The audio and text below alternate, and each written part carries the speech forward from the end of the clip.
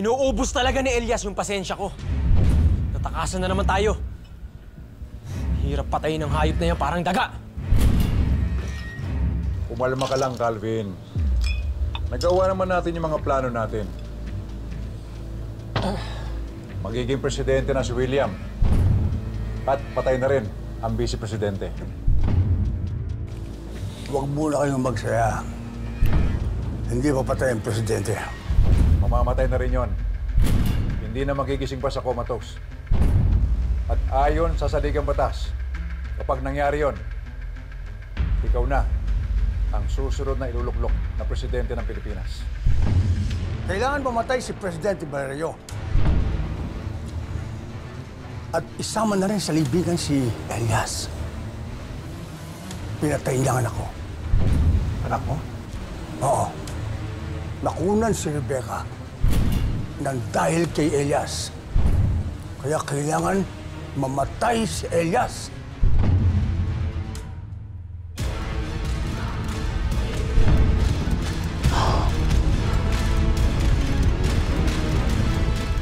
Si Elias?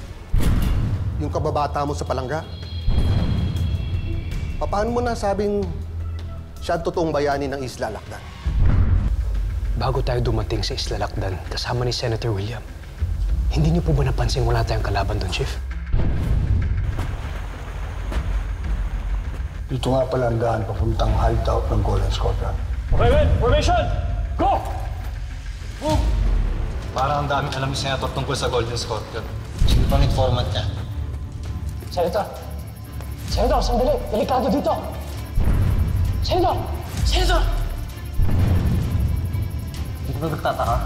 Alam na ng Senator kung Isla Lakdan. Dahil si Elias, siya nang pabagsak sa lahat ng mga sindikato doon. Pero, di ba delivery rider siya? Yes, Chief. Isang delivery rider na nabiktima ng Golden Scorpion. Kaya gumawa siya ng paraan para gantihan ng sindikatong yan. Nagpalakas siya at naghanda siya sa laban.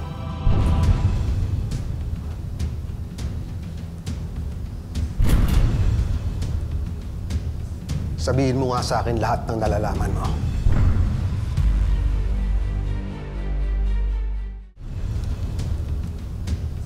Sabihin mo nga sa akin lahat ng nalalaman mo.